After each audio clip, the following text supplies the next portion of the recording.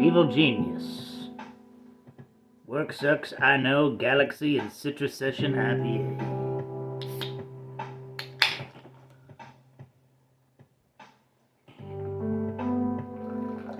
I know. Poured an IPA into a Guinness glass. They should hang me for the stockades. Look at that. And that birdie. More foam than a rave dedicated to Eli Whitney. In a universe where Eli Whitney is a good person, I guess. Was Eli Whitney a bad person, or did he just make the cotton gin? I don't know, I've never met the man. It's Comics and Shots, aka Comics and Drinks. Completely improvised, semi-comedic musing by Howard Stern's Mick the Nerd, aka YouTube and TikTok's Mick the Man, aka Mick the Maverick, aka someone had a really good pulled pork sandwich today with a soda. Today's subject, it's a big one. The night Gwen Stacy died. Let's be real here. That story has been spoiled to you. If you are under the age of crap, how old do you have to be for that story to be new? 60? Yeah, if you're under the age of 60, that story had been spoiled to you by, movie adaptations, internet analysts, and weird news stories that totally ruin the context of the original story. And I gotta tell you, even ignoring that, the story still works. If you haven't read it before, the impact is still the same. It's amazing, it's dark, it's beautiful, it's painful. The part where Peter just cradles Gwen's body. Ugh, so tragic. Man. And that was one of the big change-ups of Jerry Conway's tenure on Spider-Man, you know? The tone shift. Like, so many of the characters would start feeling more like characters. Like, don't get me wrong, I love the Stan Lee stuff, but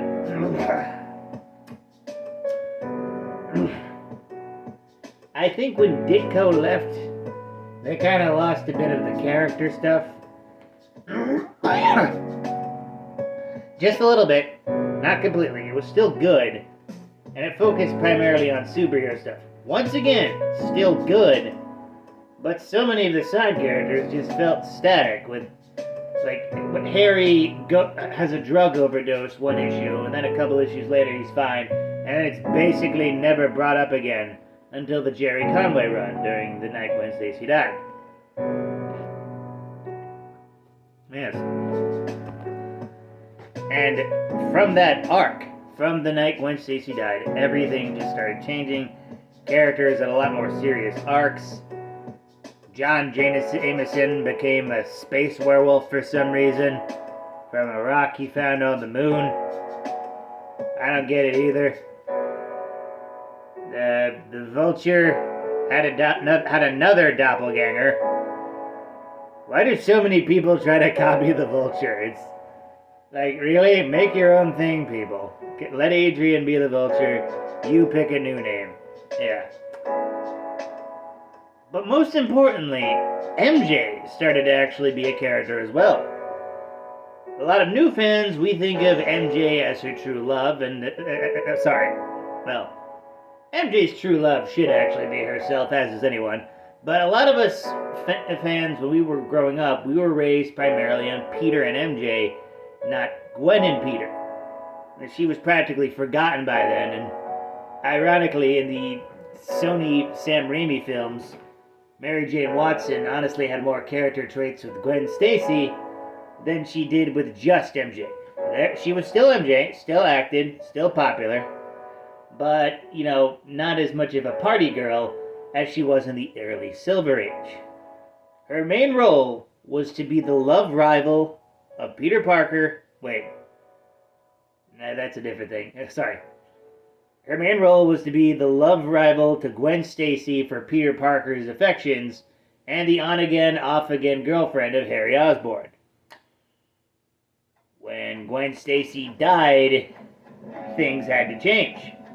Like, and I don't mean like story-wise, I mean her life literally changed. It wasn't, she, like, everyone else in school was going to college for the sake of college. Peter and Gwen, they were in the science department.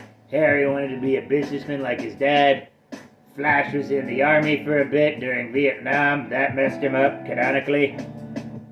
It's not Vietnam anymore. I think they changed it to something sliding time scale. But Gwen was there in her life, in her easy, simple, fun college life. She just makes a catty, like, flirtation towards Peter, but Gwen brushes off because she knows that deep down she doesn't really mean it. And, you know, ultimately MJ was just technically dating Harry, you know, but yeah. Then Gwen dies, and then Norman Osborn dies like a day later, and everything. Like, she has no one to, like, be funnily catty to, and Harry Osborn doesn't want anything to do with her due to his grief and growing schizophrenia. That's canonically what he has, schizophrenia, according to the comics, and that's really depressing. Based on a mixture of actual trauma and LSD overdose. Oh, poor Harry. On the subject, does that actually count as him being evil, though? He was sent to hell, but once again, mental illness amplified by drug addiction.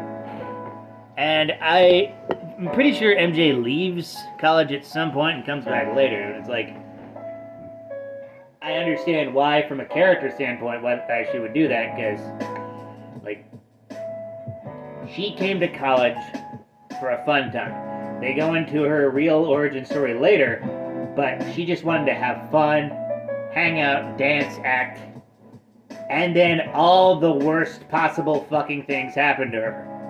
Like George Stacy, she was able to brush that off because she didn't really bond with the guy. Gwen Stacy, though, she personally knew, and things started changing, and out of, I don't know, maybe loyalty or her own actual affection, started to bond more with Peter, and, you know, Peter didn't know how to handle that because he was still grieving over Gwen. He grieves over Gwen so much, and it's so real, so dark.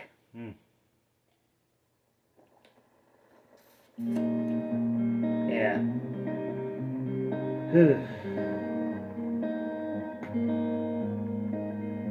And I really wish that Marvel and a lot of modern comics would be able to bring tragedy back.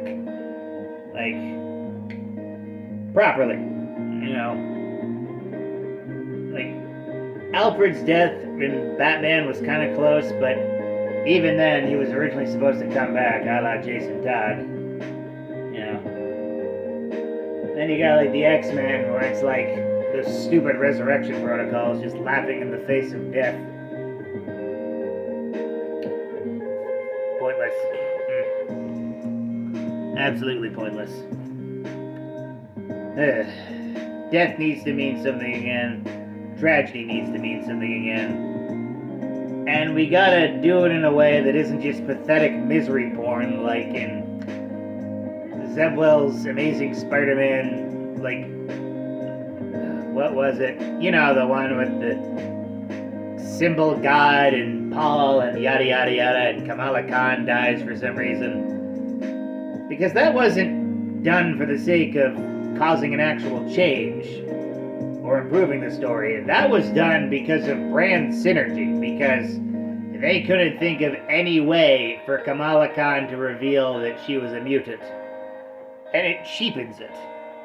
When Gwen Stacy died, there was no reason for her to die. And that's the point of it. Tragedies happen anytime, for no particular reason.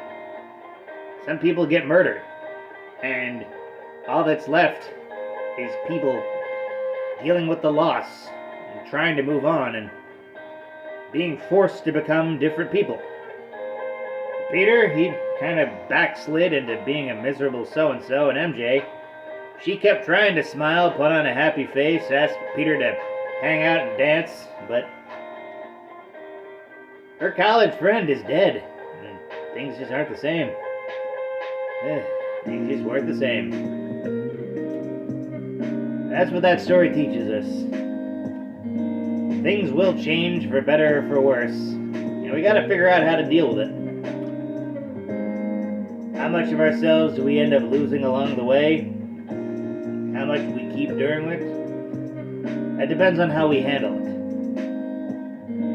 You can complain about it too. I'm not going to say you can't complain about it. Complaining about it is a huge part of the process. And then acceptance. And then acceptance. I will never tell people to not complain about when something horrible happens to them. Be it something real like the loss of a loved one, or just a bad comic that you don't like. Complain about it for now, and then learn to accept its existence. Just remember that you choose what you leave and what you keep when these big changes happen. Always remember that. With that, like, comment, and subscribe. Donate if you're feeling nice. Share it with a bear. And always remember, praise be to the blood elk, fear the stabopotamus, and death to Kronos.